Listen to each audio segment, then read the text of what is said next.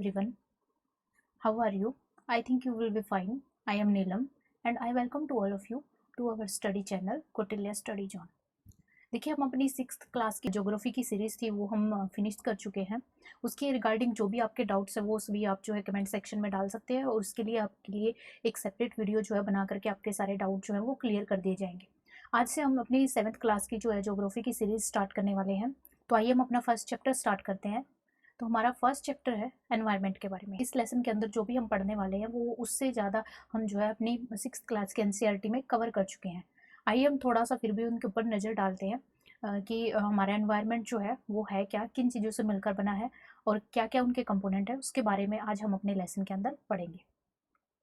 तो देखिए, एनवायरनमेंट जो हमारे चारों तरफ का जो एनवायरनमेंट है, जो मतलब जो हमारे चारों तरफ सराउंडिंग पार्ट है, जितने भी हमारे चारों तरफ पाए जाने वाले ऑर्गेनिज्म है या जो भी थिंग्स, पीपल, प्लेसेस, जो भी चीज़ें मतलब आपके चारों तरफ पाई जाती हैं वो सभी एक एनवायरनमेंट का पार्ट है। जैसे कि देखिए, जो भी एयर, वाटर, फूड, लैंड, इसके साथ साथ कोई प्लेस है, पीपल, थिंग्स और नेचर थिंग्स जो आपको सराउंड करती है, या जो भी लिविंग ऑर्गेनिज्म है वो सभी हमारे एनवायरनमेंट का पार्ट है। जो एयर है जिसमें आप ब्रीथ कर रहे हो वो भी हमारे एनवायरनमेंट के अंदर आती है। वाटर जो आप ड्रिंक करते हो, food we eat, and land जिसके ऊपर हम रहते हैं, ये सभी हमारे क्या है, लाइफ सपोर्टिंग सिस्टम है जो कि हमारे एनवायरनमेंट के अंदर आते हैं। अब देखिए, हमारे एनवायरनमेंट के दो कंपोनेंट होते हैं, एक तो नेचुरल और एक ह्यूमन मेड। जो कि एक तो नेचुरल वो होता है जो हमारी नेचर ने हमें दिया हुआ है, जिसको किसी ने बनाया नहीं है, हमारी नेचर ने हमें खुद दिया है, अपने आप से दिया है। और एक होता है ह्यूमन मेड, यानी जो ह्यूमन ने बनाया है, यानी हमने अपने हाथों से मिलाकर जो हमने बनाया है। देखिए, जो नेचुरल एनवायरनमेंट होता है उसके अंदर मुख्यतः दो चीज़ें आती है, उसके दो कंपोनेंट होते हैं, एक होता है बायोटिक और एक होता है एबायोटिक। देखिए, बायोटिक होता है जितने भी हमारी लिविंग थिंग्स होती हैं, लिविंग ऑर्गेनिज्म होते हैं, वो हमारे बायोटिक के अंदर आते हैं। और एबायोटिक क्या होता है? एबायोटिक होता है जो हमारे निर्जीव चीजें होती है, जैसे एयर, वाटर, फूड, लैंड, ये सब हमारे क्या है, एबायोटिक है। और लिविंग क्या हो जाएंगे, जो बायोटिक हो जाएंगे वो क्या हो जाएंगे, हमारे प्लांट्स, एनिमल, और हम भी बायोटिक का ही पार्ट है। जो ह्यूमन बींग्स है वो भी बायोटिक का ही पार्ट है। अब आते हैं हम, ये हमारा था नेचुरल एनवायरनमेंट। नेचुरल एनवायरनमेंट के दो कंपोनेंट, बायोटिक और एबायोटिक। अब आते हैं ह्यूमन एनवायरनमेंट। ह्यूमन एनवायरनमेंट क्या होता है? ह्यूमन एनवायरनमेंट के अंदर वो सब चीज़ें आती हैं जो ह्यूमन ने अपनी एक्टिविटी के द्वारा, अपनी क्रिएशन के द्वारा और अपने इंट्रैक्शन के द्वारा जो चीज़ें क्रिएट की हैं, यानी अपनी एक्टिविटी के थ्रू जो भी उन्होंने सैटेलाइट्स वगैरह बनाए हैं, जो भी क्रिएशन उन्होंने किए हैं, जो भी रेड फोर्ट आप देख रहे हैं, लाल किला, कुतुब मीनार, जो भी चीज़ें उन्होंने बनाई हैं, इसके साथ साथ जो भी इंट्रैक्शन के थ्रू जैसे फैमिलीज बनती है, ओके, इसके साथ साथ जो कम्युनिटीज़ हैं, पॉपुलेशन है, पीपल, ये सब चीज़ें जो है ह्यूमन एनवायरनमेंट के अंदर आती हैं। तो आइए देखिए, हम कंपोनेंट्स के बारे में पढ़ते हैं। ये किस चीज़ के कंपोनेंट्स है? ये हमारा जो नेचुरल एनवायरनमेंट है उसके कंपोनेंट है। तो नेचुरल एनवायरनमेंट के कंपोनेंट सबसे पहले बायोटिक और उसके बाद एबायोटिक। बायोटिक में हमारे क्या आते हैं? प्लांट्स और एनिमल्स आते हैं, मैंने अभी आपको बताया। एबायोटिक में हमारा जितने भी है लैंड, एयर, वाटर और फूड, जो भी आप चीज़ें, निर्जीव चीज़ें वो जो आप देखते हैं वो हमारी एबायोटिक के अंदर आती है। उसके बाद देखिए, ये देखिए आपको दिख रहे हैं लिविंग बींग्स, प्लांट्स हो गए, एनिमल्स, बैक्टीरिया, फंगस और उसके बाद प्रोटिस्ट। उसके साथ साथ अगर नॉन लिविंग की बात करें, water, soil, air, minerals, light, ये सब हमारे नॉन लिविंग यानी एबायोटिक के अंदर आते हैं। आगे हम बात करते हैं नेचुरल एनवायरनमेंट होता क्या है। देखिए, नेचुरल एनवायरनमेंट अभी मैंने आपको बताया कि जो land, water, air, plants, animals, जो भी मतलब जो भी एबायोटिक और बायोटिक का मिश्रण होता है, जो भी एबायोटिक और बायोटिक का मिश्रण होता है, उसको हम क्या बोलते हैं, मतलब दोनों मिलाकर जो भी एनवायरनमेंट बनता है उसको हम नेचुरल एनवायरनमेंट बोलते हैं। अब आते हैं ह्यूमन एनवायरनमेंट। देखिए, ह्यूमन एनवायरनमेंट जो है, ह्यूमन की एक्टिविटीज़ की वजह से लगातार चेंज होता रहता है। अगर हम पहले वाले एनवायरनमेंट की बात करें तो अर्ली ह्यूमन क्या था, बिल्कुल सिंपल लाइफ थी। लोग क्या करते थे, हंटिंग एंड गैदरिंग करके जो है अपना पेट भरते थे, अपनी भूख शांत करते थे। लेकिन धीरे धीरे उसने क्या किया, क्रॉप उगाना शुरू किया, डोमेस्टिकेट करना शुरू किया, एनिमल्स को पालना शुरू किया। उसके बाद उन्होंने एक सेटल्ड लाइफ जो है, पहले वो घूम घूम कर वेंडरर की तरह कभी इधर जगह, कभी उधर, कभी केव्स के अंदर रहते थे, कभी फॉरेस्ट के अंदर, तो इस तरीके से वो घूम घूम कर रहते थे। फिर उसके बाद उन्होंने अपनी लाइफ को सेटल्ड किया, मतलब एक जगह पर रहना शुरू किया, उन्होंने क्रॉप्स उगाने शुरू किए, एनिमल्स को पालना शुरू किया। उसके साथ साथ फिर क्या हुआ, व्हील जो पहिया है उसका आविष्कार हुआ। उसके साथ साथ फूड जो है वो जो है प्रोड्यूस किया गया, बार्टर सिस्टम शुरू हुआ। बार्टर सिस्टम क्या होता है कि वस्तुओं का आदान प्रदान, यानी अगर मेरे पास कोई चीज़ है लेकिन मेरे पास जो है वो चीज़ नहीं है जो आपके पास है, यानी मैं मान लिया कि मैंने जो है अपनी फसल में मैंने जो चावल उगाए हैं, ठीक है, और लेकिन मुझे चाहिए क्या, मुझे जो है वीट चाहिए। मेरे पास राइस है, राइस तो है लेकिन मेरे पास वीट नहीं है, मुझे वीट चाहिए। आपने जो है वीट उगाए हैं लेकिन आपके पास राइस नहीं है। तो हम क्या करते हैं, एक दूसरे से एक्सचेंज कर लेते हैं। तो वो क्या हो जाता है, बार्टर सिस्टम। आप मुझे वीट दे देते हो, मैं बदले में आपको राइस दे देती हूँ। तो वो क्या हो जाता है, वो बार्टर सिस्टम हो जाता है। इस तरीके से ट्रेड स्टार्ट हुआ, ट्रेड व्यापार, खरीदना बेचना, सेलिंग, कॉमर्स, ये भी ट्रेड है।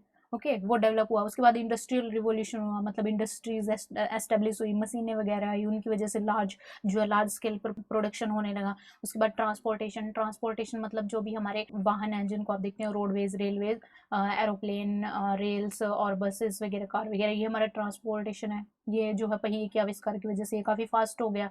जबकि पहले लोग या तो ट्रैवल करते थे, या जैसे हॉर्सेस वगैरह, एनिमल्स वगैरह का यूज़ करते थे जब भी एक स्थान से दूसरे स्थान तक जाना है। अब आप जो है आराम से किसी भी जो है मीन्स ऑफ ट्रांसपोर्टेशन को यूज़ कर सकते हो किसी भी दूसरे प्लेस पर जाने के लिए। इसके साथ साथ इंफॉर्मेशन रिवोल्यूशन, कम्युनिकेशन का विकास हुआ, टीवी, रेडियोज, जिसके थ्रू आपको दुनिया भर की जो इंफॉर्मेशन है एक ही जगह पर बैठे बैठे आसानी से मिल सकती है। तो ये हमारा सारा क्या, किसने डेवलप किया, ये ह्यूमन ने। ये ह्यूमन ने अपनी एक्टिविटीज़ के द्वारा, अपनी जो क्रिएशन के द्वारा ये सारी चीज़ें बनाई हैं, वो सभी जो है ह्यूमन एनवायरनमेंट का पार्ट है। ओके, अब देखिए ये कंपोनेंट्स दिए गए हैं एनवायरनमेंट के, तो इसमें हमारा नेचुरल आता है और ह्यूमन मेड आता है, जो ह्यूमन ने बनाई है। देखिए बिल्डिंग्स, पार्क्स वगैरह, ब्रिजेस वगैरह, ये रोड्स वगैरह, जितने भी मोन्यूमेंट्स हैं और इंडस्ट्रीज हैं, ये सब आ जाएंगे। और नेचुरल में हमारा एयर आ जाएगी, वाटर आ जाएगी, लैंड, और इसके साथ साथ लिविंग थिंग्स आ जाएंगी। उसके बाद देखिए ह्यूमन ने इंटरेक्शन के थ्रू क्या बनाया। ह्यूमन एक अकेला इंडिविजुअल, वो खुद भी एनवायरनमेंट का पार्ट है, उसकी फैमिली है, कम्युनिटी है।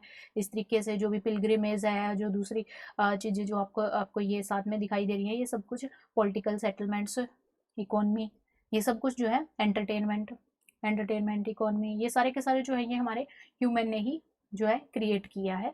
तो ये सारा का सारा क्या आ जाएगा, कंपोनेंट ऑफ एनवायरनमेंट हो जाएगा। देखिए, वैसे तो हम पृथ्वी की जो है 3 डोमेन के बारे में हमने पहले भी आपको बताया था, पहले भी पढ़ा था। तो हमारी जो अर्थ की 3 डोमेन थी, एक तो बताया था लिथोस्फीयर, उसके बाद बताया था हाइड्रोस्फीयर, उसके बाद एटमॉस्फेयर। तो ये तीनों डोमेन हमने अर्थ की जो है वो हमने अपने जो है 6th क्लास की एनसीईआरटी में कवर की थी। यहाँ पर भी हम जो है एनवायरनमेंट के अंदर भी ये 3 चीज़ें जो है इंपॉर्टेंट होती है। इनको जो है हम अच्छे से जो है आपके साथ अभी डिस्कस करेंगे कि एनवायरनमेंट के अंदर जो है ये चीज़ें भी कवर होती हैं। अब देखिए लिथोस्फेयर क्या होता है।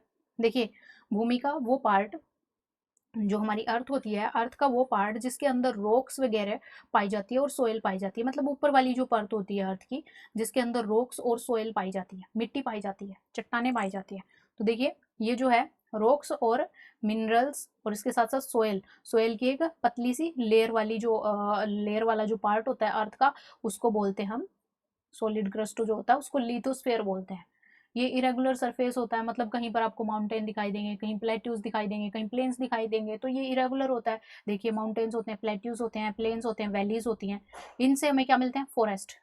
क्योंकि सारे के सारे जो फॉरेस्ट होते हैं, प्लांट्स होते हैं, वो लिथोस्फेयर यानी सोइल के ऊपर ही तो उगते हैं। इसके साथ साथ ग्रासलैंड, यानी ग्रेजिंग के लिए जो हमारे एनिमल्स होते हैं उनको ग्रासलैंड मिलते हैं, ग्रास घास होती है जो, वो भी तो लिथोस्फेयर के ऊपर उगती है। एग्रीकल्चर, वो भी हमारी लैंड के ऊपर होती है। ह्यूमन सेटलमेंट, आप रहते भी तो इसी के ऊपर हो। ओके, इसके साथ साथ जो मिनरल्स होते हैं वो भी हमारे जो है मोस्टली इसी के ऊपर जो है मिलते हैं। तो ये देखिए कि लिथोस्फेयर हमारे लिए कितना इंपॉर्टेंट पार्ट है। ये देखिए, तो ये हमारा क्या है, लिथोस्फेयर है। इसके अंदर माउंटेन्स वगैरह जो भी है, जो भी हमारा अर्थ का लैंड वाला पोर्शन है ना, वो समझ लिए वो पूरा का पूरा क्या है, हमारा लिथोस्फेयर है। और इस लिथोस्फेयर के थ्रू जो हमें काफ़ी सारी चीज़ें जो है वो मिलती हैं, जिसकी वजह से हमारी लाइफ जो है वो पॉसिबल होती है। अब आते हैं हाइड्रोस्फेयर। हाइड्रोस्फेयर मतलब वाटर, हाइड्रो मतलब वाटर। ओके, तो वाटर से रिलेटेड जो है जितना भी मतलब जो हमारे रिसोर्सेज है वाटर के, जैसे कि वाटर बॉडीज हमारी, रिवर्स, लेक्स, सी, ओशियन, ये सारी की सारी हमारी हाइड्रोस्फेयर के अंदर कवर होती है। तो ये देखिए वाटर ऑन द अर्थ। उसके बाद आता है थर्ड कंपोनेंट हमारा एटमोसफियर। एटमोसफियर मैंने बताया था थिन लेयर ऑफ एयर। ये देखिए अर्थ है, अर्थ के ऊपर जो एक थिन लेयर पाई जाती है गैसेस की, जिसके अंदर काफ़ी सारी गैसेस होती हैं, उसको हम क्या बोलते हैं, हम एटमॉस्फेयर बोलते हैं। ये अर्थ को चारों तरफ से क्या करता है, सराउंड करता है। और ये ग्रेविटेशन, जो अर्थ की ग्रेविटेशन फोर्स होती है, ग्रेविटी होती है, उसके द्वारा जो है ये हमारी मतलब अर्थ इसको होल्ड करके रखती है। मतलब हमारी ग्रेविटेशन क्या होती है, देखिए कोई भी चीज़ जब हम ऊपर फेंकते हैं ना तो वो नीचे आकर ज़मीन पर आके गिर जाती है। वो किस वजह से होता है, वो जो हमारी अर्थ की ग्रेविटेशनल फोर्स होती है उसकी वजह से होता है। ग्रेविटी होती है जो अर्थ की, उसी की वजह से होता है कि ग्रेविटी हर एक चीज़ को अपनी तरफ खींचती है। तो उसने एनवायरनमेंट को भी इसी तरीके से, जो मतलब हमारा एटमॉस्फेयर है उसको भी, जो गैसेस है उसको भी इसी तरीके से अपने चारों तरफ बाउंड किया हुआ है। और ये एटमॉस्फेयर क्या करता है, हमें हानिकारक किरणों से, जो सन की हानिकारक किरणें होती हैं, हार्मफुल रेज होती हैं, उनसे बचाता है। ये किस किस चीज़ का मिलकर बना होता है, गैसेस का, डस्ट का और वाटर वेपर का मिलकर बना होता है। ये देखिए मैंने जो है ये बताया था कि देखिए अर्थ के, ये हमारी अर्थ है, अर्थ के चारों तरफ ये देखिए, ये इस तरीके से ये 5 लेयर्स में डिवाइड किया हुआ, ये हमारा क्या है, ये हमारा एटमॉस्फेयर है। तो ये 5 लेयर्स मैंने आपको काफ़ी अच्छे से जो है 6th क्लास की एनसीईआरटी में आपको करवाई थी, वहाँ से भी आप इसको जो है अच्छे से देख सकते हैं। फिर भी मैं आपको एक बार बता देती हूँ। ये देखिए सबसे नीचे वाली लेयर है एटमॉस्फेयर की, वो हमारी क्या है, ट्रोपोस्फेयर। और ट्रोपोस्फेयर के अंदर ही जितने भी वेदर फिनोमिना होते हैं ना, वेदर फिनोमिना मतलब जितने भी स्टॉर्म आते हैं, रेनफॉल होता है, सब कुछ जो बादल बनते हैं वो सारा हमारा ट्रोपोस्फेयर के अंदर होता है। ओके, तो इसलिए जो है मतलब रेनी सीजन होते हैं, इसी वजह से एरोप्लेन जो है इस लेयर में नहीं उड़ते, एरोप्लेन जो है हमेशा स्ट्रेटोस्फेयर में उड़ते हैं। क्यों? क्योंकि यहाँ पर जो है एनवायरनमेंट एकदम शांत होता है, यहाँ पे एटमॉस्फेयर एकदम शांत होता है, यहाँ पर कोई भी वेदर कंडीशन या वेदर कोई भी चेंजेस नहीं होता है। ओके, तो ये जो हमारी ट्रोपोस्फेयर जो है वो सबसे जो है एक हलचल वाली, या जिसके अंदर सारे के सारे वेदर फिनोमिना होते हैं वो सारे के सारे ट्रोपोस्फेयर के अंदर होते हैं। स्ट्रेटोस्फेयर काफ़ी शांत लेयर होती है, इसके अंदर ही हमारी जो है ओजोन लेयर पाई जाती है, और वो ओजोन लेयर ही हमारी सन की जो हानिकारक रेज होती हैं उनको ऑब्जॉर्व कर लेती है, और हमारी जो है सन की यूवी रेज से हमारी प्रोटेक्शन करती है, और हमारे एरोप्लेन भी सारे के सारे इसी में उड़ते हैं।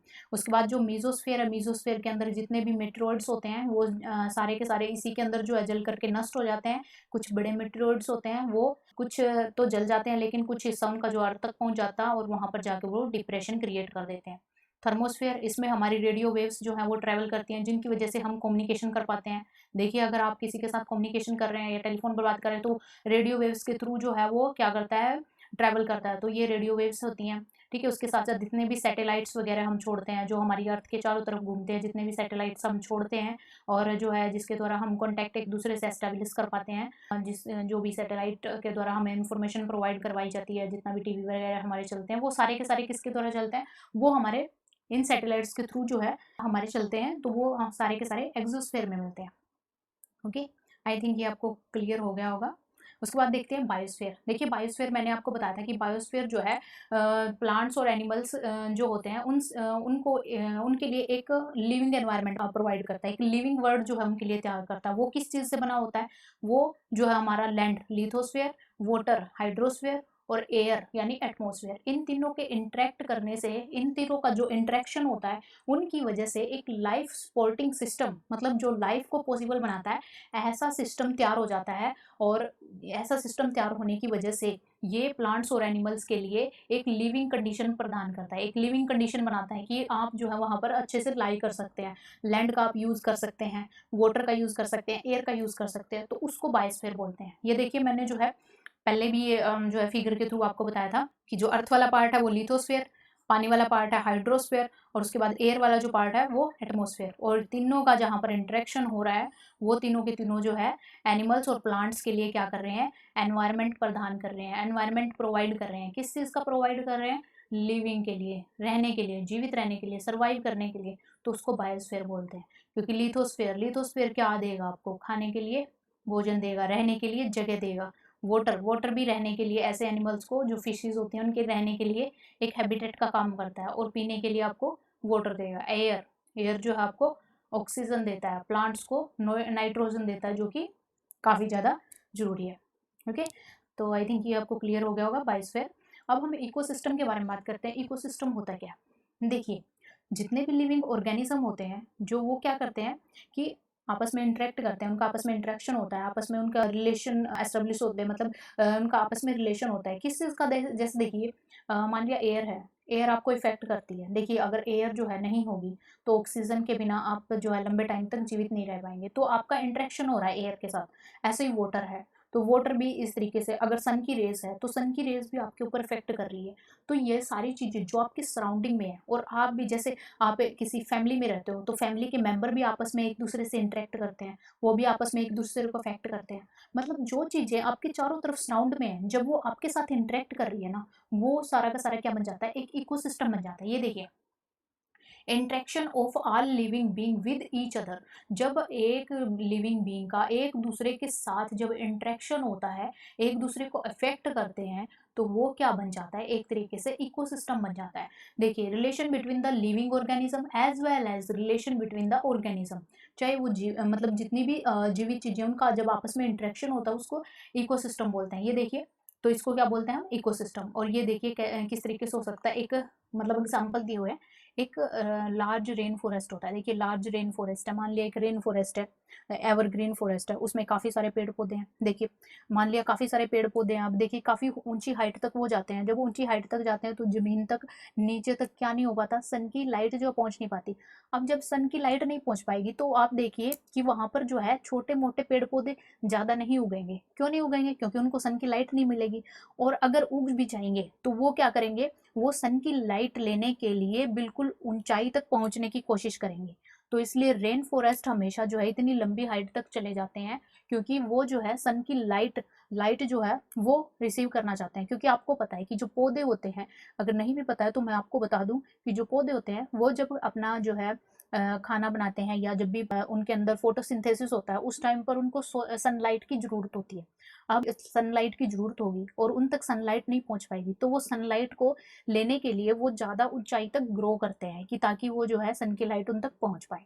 तो वो क्या कर रहे हैं, एक दूसरे को अफेक्ट कर रहे हैं। यानी अगर एक जो है बिल्कुल लार्ज पौधा और उसके नीचे एक छोटा जो है प्लांट लगा हुआ है, और ये जो है इसके पास आने वाली सनलाइट को जो है रोक रहा है, तो ये इसको अफेक्ट कर रहा है, ये छोटे प्लांट को अफेक्ट कर रहा है। तो ये भी जो है लंबा जो है बिल्कुल ग्रोथ में जाने के लिए, या इस तरफ ऐसी डायरेक्शन में मुड़ने की कोशिश करेगा जहां से उसको जो है वो सनलाइट रिसीव हो। तो आपने देखा होगा कई बार आप जब पौधों को रख देते हो तो बिल्कुल एक छाँव में, अगर आप किसी प्लांट को रख देते हो, मान लिया आपने कोई प्लांट अपने घर में लगाया और छाँव में आप उसको रख देते हो, तो हमेशा देखना आप वो पौधा जो है उस डायरेक्शन में मुड़ने की कोशिश करेगा जिस तरफ से उसको सनलाइट जो है वो मिलती है। इसके साथ साथ अगर हम बात करें, ग्रासलैंड्स होते हैं, डेजर्ट होते हैं, माउंटेन होते हैं, लेक, ओशियन, इनके अंदर जितने भी हमारे लिविंग ऑर्गेनिज्म रहते हैं ना, वो एक तरीके का इकोसिस्टम बना लेते हैं, क्योंकि वो एक दूसरे के साथ क्या करते हैं, वहां पर इंटरेक्ट करते हैं। अब ये रेन फॉरेस्ट वाले जितने भी हैं वो आपस में इंटरेक्ट करेंगे। अब ग्रासलैंड के अंदर जो रहते हैं, अब ये तो नहीं है कि ग्रासलैंड के अंदर जो भी जीव रहेंगे, जो भी एनिमल्स रहेंगे, जो भी प्लांट्स रहेंगे, वो जाकर रेन फॉरेस्ट वाले एरिया से कॉन्टेक्ट करेंगे, क्योंकि ये इनका इकोसिस्टम है। अगर कोई ग्रासलैंड के अंदर रह सकता है, अगर कोई भी जो है जीव है उसको ग्रासलैंड के अंदर रहना है, तो वो रेन फॉरेस्ट के अंदर कैसे रह सकता है। ग्रास तो छोटी छोटी होती है, और ग्रासेस जो है ऐसे जगह पर होती हैं जहां पर रेनफॉल कम होता है, रेनफॉल मॉडरेट होता है। तो ये ग्रासलैंड जो है यहाँ पर कैसे हो सकते हैं, क्योंकि यहाँ पर तो बहुत ज्यादा रेन है। आप देखिए, ऐसे लेक का एग्जाम्पल ले लीजिए आप। लेक के अंदर क्या रहती है, फिश। आप फिश को ये तो नहीं बोल सकते कि जाके माउंटेन में रहो, नहीं रह सकती ना। तो वो अपने एनवायरनमेंट में, उसका अपना एक इकोसिस्टम बन चुका है, वो उसके लेक के अंदर रहती हुई जो दूसरी फिशेज हैं वो उनको अफेक्ट करेगी। जो दूसरे जो उसके अंदर ऑक्टोपस वगैरह, या जो दूसरे जीव जो उसके अंदर रहते हैं, वो उस उनको अफेक्ट करते हैं। तो वो एक अलग इकोसिस्टम है। तो लेक अलग इकोसिस्टम है, रिवर अलग इकोसिस्टम है, ऐसे ही ओशियन जो है उसका अपना अलग इकोसिस्टम है, रेन फॉरेस्ट का अलग इकोसिस्टम है। इसी तरीके से ग्रासलैंड, इसी तरीके से जो हमारे इकोसिस्टम बनते हैं। ये देखिए, इसको एक पिक्चर की सहायता से आप देखिए। ये देखिए, प्लांट कम्युनिटी है, ये हमारा क्या है, ये वाटर है। इसके साथ साथ ये हमारे एयर है, ये हमारा सोलर है। ये देखिए, ये सभी क्या कर रहे हैं, आपस में एक दूसरे के साथ इंटरेक्ट कर रहे हैं। ये देखिए, जो हमारा सन है वो क्या कर रहा है, यहाँ से ये प्लांट्स हैं, सन से क्या कर रहे हैं, हीट ले रहे हैं, लाइट, और उसकी सहायता से फोटोसिंथेसिस करते हैं। ऐसे ही मॉइस्चर मॉइस्चर मिल रहा है, ऐसे इन प्लांट्स को भी मिल रहा है। ऐसे एनिमल्स जो है हमारे, वो भी यहाँ से एयर, जो हमारा एटमॉस्फेयर है उससे एयर ले रहे हैं। तो ये आपस में क्या कर रहे हैं, एक दूसरे को इंटरेक्ट कर रहे हैं। ऐसे देखिए, ये जो है हमारे पानी के अंदर ये जो है प्लांट्स उगे हुए हैं, तो ये भी इसी तरीके से आपस में एक दूसरे से इंटरेक्ट कर रहे हैं। तो ये हमारा क्या बन जाता है, एक इकोसिस्टम बन जाता है। ये देखिए, ये वाला जो है, ये जो पानी के अंदर है हमारा, ये वाला एक अलग इकोसिस्टम है। उसके बाद अगर ग्रासलैंड के अंदर होगा, ग्रासलैंड अलग से ग्रासलैंड होंगे, उनका अलग इकोसिस्टम होगा। ऐसे ही जो एवरग्रीन फॉरेस्ट होंगे उनका अलग से इकोसिस्टम होगा। इसी तरीके से ये हमारा क्या बन जाता है, इकोसिस्टम बन जाता है, और ये काफ़ी सारे चीज़ों से आपस में इंटरेक्ट होकर एक दूसरे को इफेक्ट करता है। तो देखिए वर्ल्ड एनवायरनमेंट डे, हमने एनवायरनमेंट के बारे में पढ़ा, तो एनवायरनमेंट डे कब मनाया जाता है, वर्ल्ड एनवायरनमेंट डे वो 5 जून को मनाया जाता है, जिसमें हम अपने एनवायरनमेंट के बारे में जो है काफ़ी सारी चीज़ें जो है बताते हैं कि हमारा एनवायरनमेंट उसको प्रोटेक्ट करना काफ़ी ज़रूरी है, उसके बारे में अवेयरनेस फैलाते हैं। तो इस डे के इसलिए जो है ये हमारा जो है 5 जून को जो है डे मनाया जाता है। इसलिए हमें भी अपने हमारा एनवायरनमेंट जो है हमें लाइफ सपोर्टिंग सिस्टम प्रदान करता है कि हमें जो है हमारी लाइफ जो है पॉसिबल हो सके। इसलिए हमें जो ऐसा कोई भी कार्य नहीं करना चाहिए जिससे हमारे एनवायरनमेंट पर बुरा इफेक्ट पड़े, क्योंकि इससे हमारी खुद की लाइफ जो है डेंजर में आ जाएगी। तो आई थिंक ये चीज़ आपको समझ आ गई होगी। तो यहाँ पर भी देखिए मैंने आपको बताया था कि ये सारी चीज़ें मोस्टली जो है कवर हो चुकी थी, इसमें कुछ एक जो है थोड़े बहुत नए टॉपिक थे जिसके बारे में हमने पढ़ा, वो हमारा एनवायरनमेंट और इकोसिस्टम के बारे में था, जबकि और बायोटिक कंपोनेंट के बारे में था। लेकिन हम लिथोस्फेयर, बायोस्फेयर और हाइड्रोस्फेयर के बारे में जो है वो हम पढ़ चुके थे। तो फिर भी हमने थोड़ा सा इसके बारे में देखा। तो उम्मीद है आपको जो है सब कुछ समझ आया होगा। तो this is the end of our chapter. If you like the video, then please like, share and subscribe our channel and press the bell icon for the further notification. Thank you for watching the video, and take care of yourself, and God bless you.